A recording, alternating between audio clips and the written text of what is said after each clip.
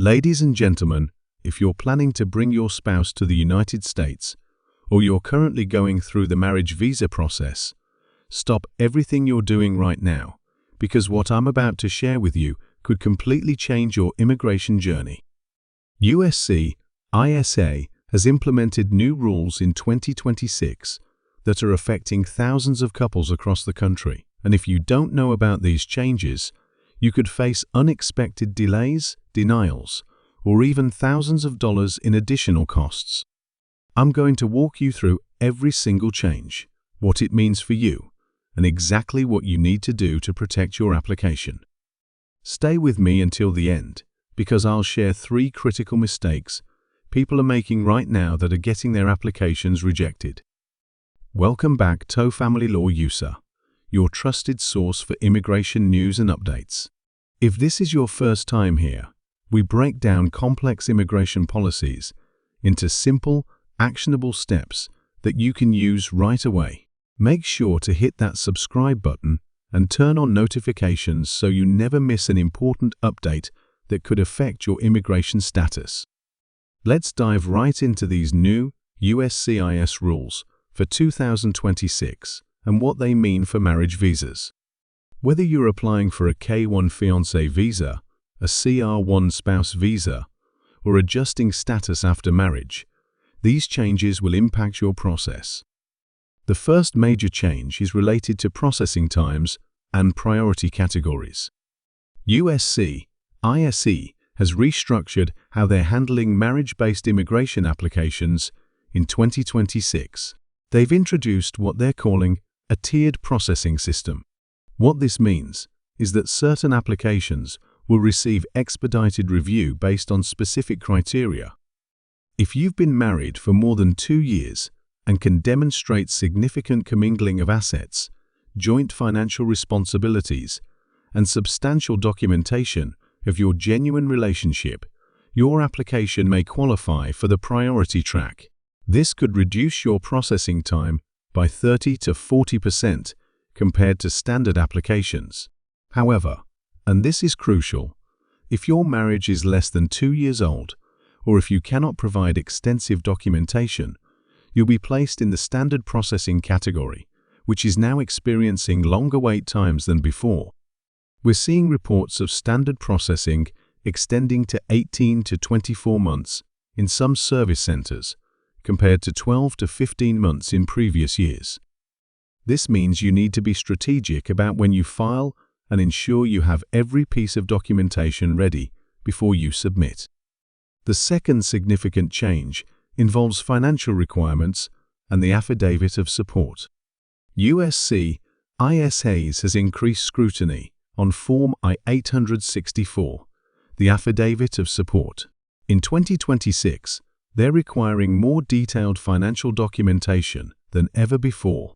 The basic requirement remains that the sponsor must demonstrate income at least 125% of the federal poverty guidelines.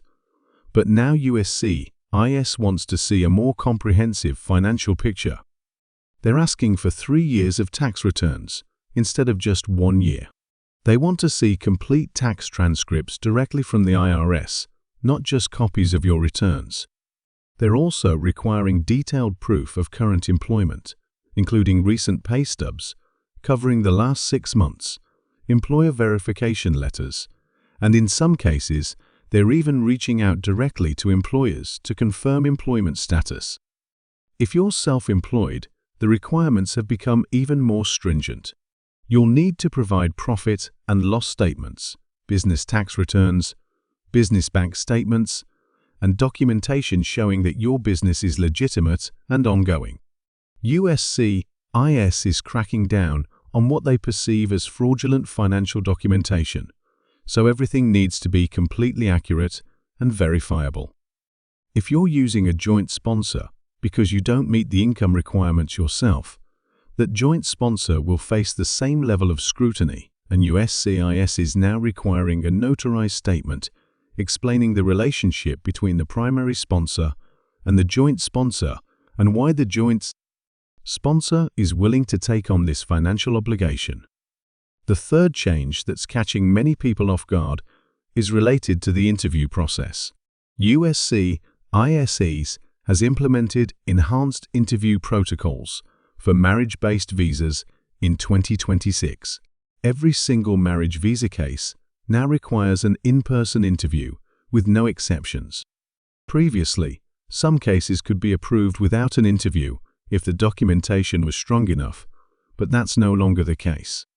The interviews themselves have become more intensive. Officers are spending more time with each couple, sometimes up to 2 hours, and they're asking much more detailed questions about your relationship. They're not just asking basic questions like how you met or when you got married. They're diving deep into your daily life together.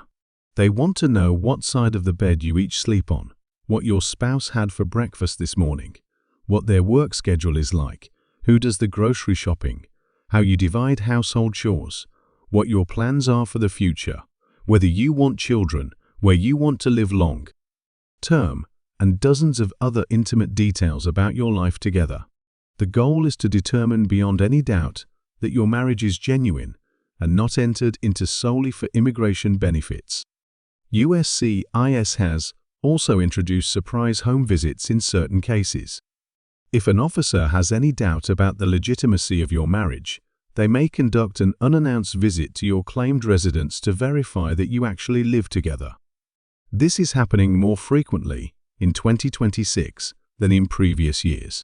During these visits, officers will look for evidence that both spouses actually reside at the address, such as both of your belongings present in the home, photos of you together, joint mail, and other indicators of a genuine marital household.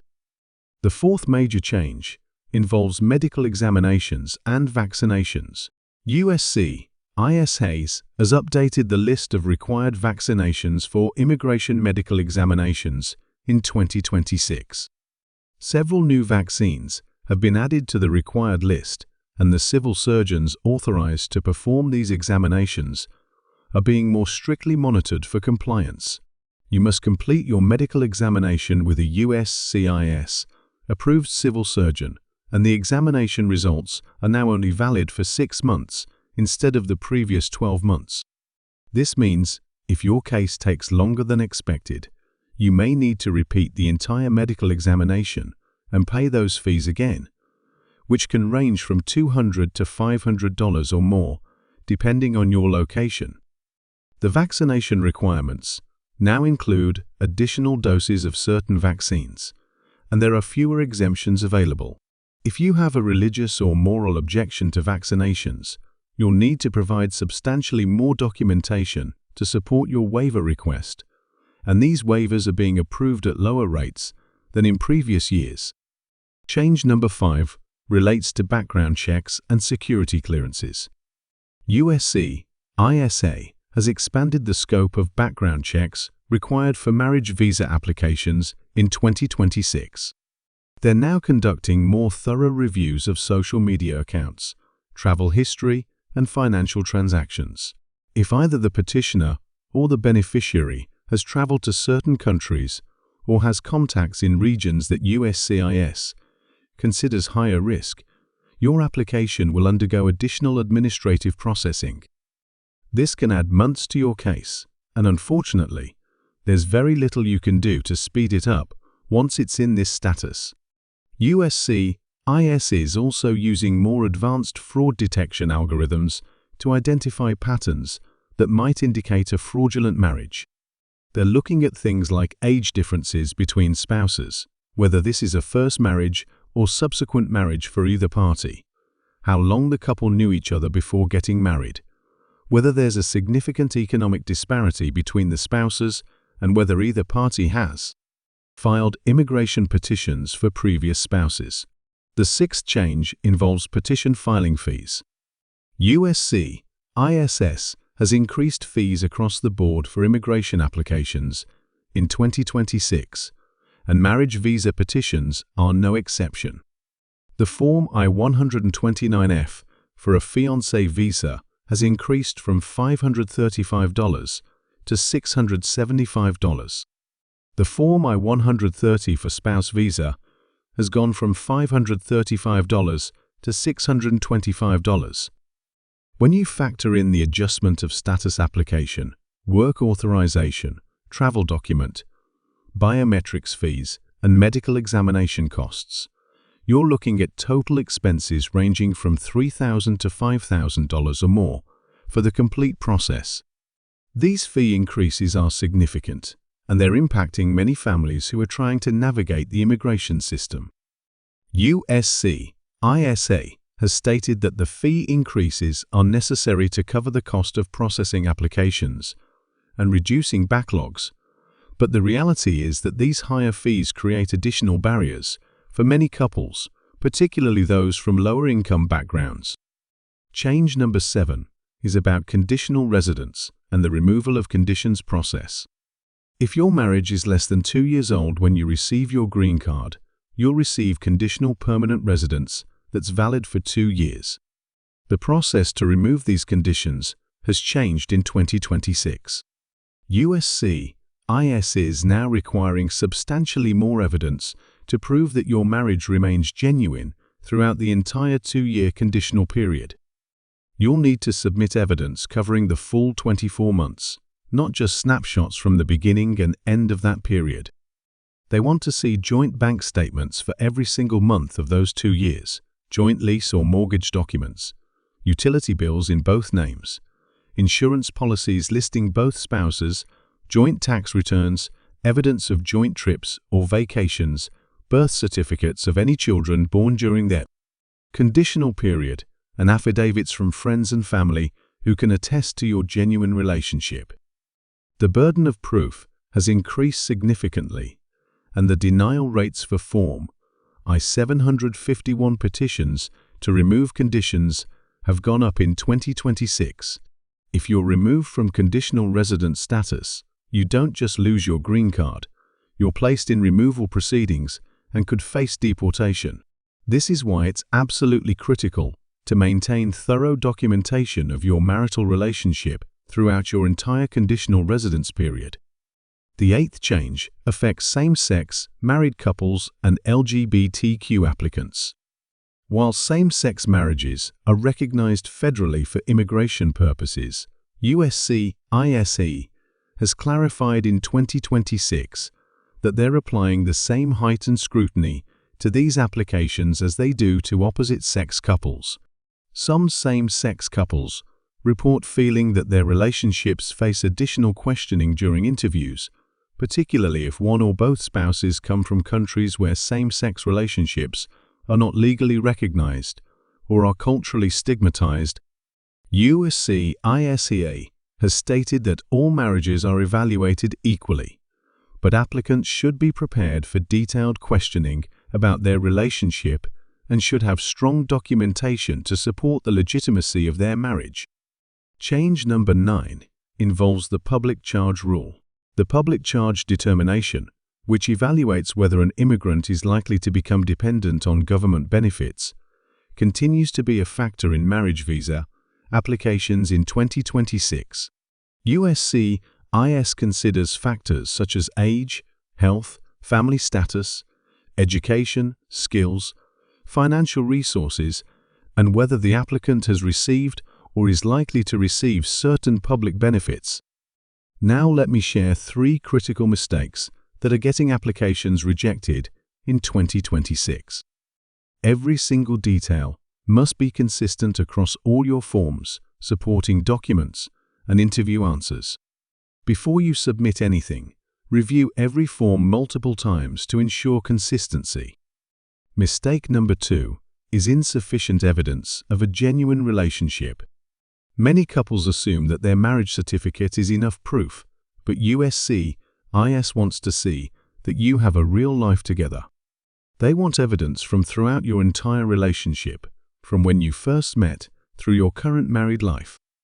I'm talking about chat logs, emails, phone records showing regular communication, photos from throughout your relationship with different people and at different events, evidence of trips you've taken together, joint financial accounts and investments, insurance policies, lease or mortgage, documents, and statements from friends and family. The more evidence you provide, the stronger your case will be. Mistake number 3 is not preparing properly for the interview. Some couples think they can just show up and answer questions honestly, and everything will be fine. While honesty is absolutely essential, you also need to be prepared. You and your spouse should review your relationship timeline together, discuss potential questions and how you'll answer them. Bring organized copies of all your supporting documents to the interview. Dress professionally and appropriately, arrive early, be respectful to the officer, and answer only the questions asked without volunteering unnecessary information. Many denials happen not because the marriage isn't genuine, but because the couple performed poorly during the interview and raised red flags. Here's what you need to do right now if you're planning to apply for a marriage visa, or if you already have an application pending. First, gather every piece of documentation that proves your relationship is genuine. Start from when you first met and create a timeline with evidence for each major milestone. Second, ensure your financial documentation is complete and accurate. Get your tax transcripts directly from the IRS